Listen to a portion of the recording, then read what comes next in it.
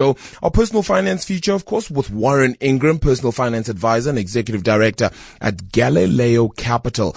This time around, we're going to talk about the difference between compound growth and compound interest. Warren, good evening.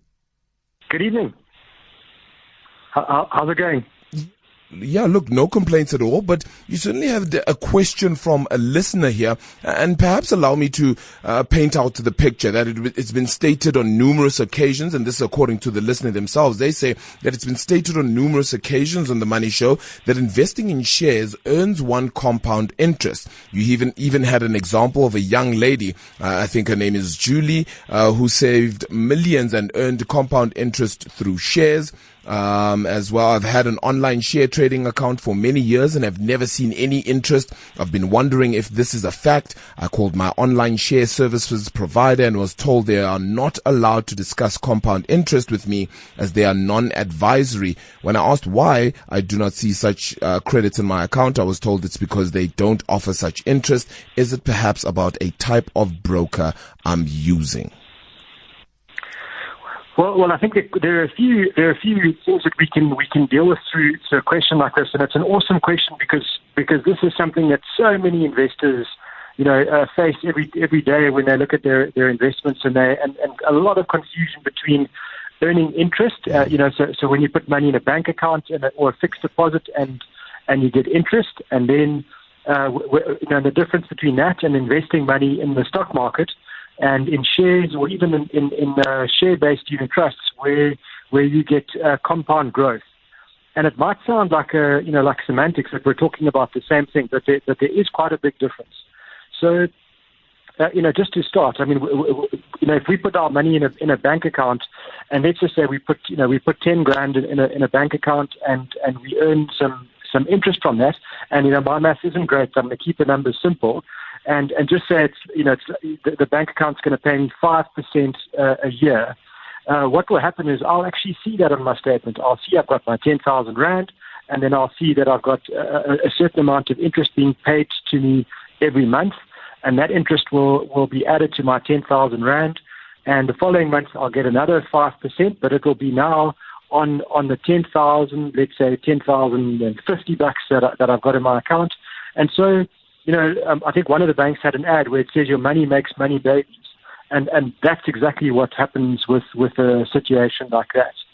But investing in shares is quite a different thing altogether, because there what happens is your investment, let's say you buy shares and it's worth 100 rand, or let's say 10,000 rand to keep things the same, that will grow on itself. In other words, the value of the shares will have a price, and the price will move up or down over time. And the last little while, unfortunately, shares have been going down. So this listener who wrote into us, they've probably not seen much movement in the value of their shares, but that's not because of compounding, or lack of interest or something. That's simply because the prices of the stock markets and the shares within that haven't really done particularly well. And so a lot of the time now, investors are getting frustrated and impatient with their share investments because they're not seeing the growth. And then the temptation is to say, you know what, if I sell out of these shares and put my money in my bank account, I will at least earn interest, and I'll see that interest being paid to me every month. And if I stay there, over a period of months, I'll see the interest growing on itself. And by the end of the year, I'll have more money than when I started. Which is better than right now, Warren? I mean, one would look at a situation like that. I mean, they wouldn't be wrong in that case, but I guess it depends if you're playing the long or short game here. Exactly right. So I always want to quote my favorite rich old man in the world, and that's Warren Buffett. And he always said, "I knew I was going to be rich. So I was never going to be in a hurry to get there." And I think that's a really important philosophy when you start investing in shares. Is you need to be really patient and give it time to grow on itself, and understand that stock markets move in very big, very long cycles. So there will be times when your money will be going down. There'll be times when it's going flat or sideways. That's certainly been the case in the last 5 years. But there will be times when they'll go up. So I did a very quick sum, and I was saying, let's just say, for example, over long periods of time that we can expect to earn about 5% interest on our cash if we just put that in a bank account. Now, if you earn 5%, it's going to take you 14 years for your money to double. Just think about that. So it's 14 years for your money to double. However, if you put it in the stock market, and since the year 1900 to now, the stock market's given us about 15% a year growth. Not in the last 2 years, I understand that, but that's been the case. Now, if you earn 15% a year, your money will double in 5 years. And that's the difference to me about putting your money in the bank or putting your money in the stock market. Yes, you can lose money in the stock market. Yes, it's volatile and scary sometimes, but if you stay patient and you stick to your strategy, then you get to the long-term returns that the market gives you, and that's when you start to see your money doubling on itself. And even if it's not 5 years, if it's 7 years, it's a heck of a lot quicker than putting your money in the bank. And the thing about the bank is the interest that you're going to earn is going to be taxable. So you don't keep pace with inflation, even though you see your money going up every month. What is the right sort of plan or way to go about it when you're investing? How to think about your investment, whether you want it short, medium, or long term. How do you actually get to the right sort of strategy for your investment? I think there are a few steps that one should follow. So firstly, I mean, to me, you don't start thinking about investing if you've got bad debt. So in other words, if you've got credit card debt, personal loans, overdraft, micro loans, anything like that, store card debt, then don't worry about starting to invest, because there is no investment that grows at the same rate at which you're being charged interest on your debt.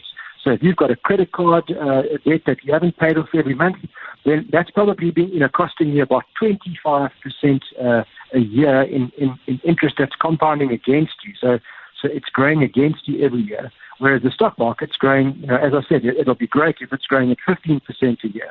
So to me, the first step is get rid of all of your short-term bad debts.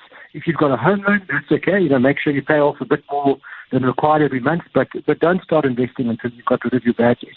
Step two, to me, you always need an emergency fund. That's for the rainy day when stuff happens to you that you haven't planned for and you don't want to go into debt at the wrong time. And so when people say, how much should I have in an emergency fund? I think it's about 3 months to 6 months worth of your expenses. So whatever you spend on a monthly basis, let's say it's 10 grand a month, then you need somewhere between 30 to 60,000 rand in an emergency fund, and that you can keep in a money market account at a bank or in a money market unit trust, because that's not really an investment, that's an insurance policy.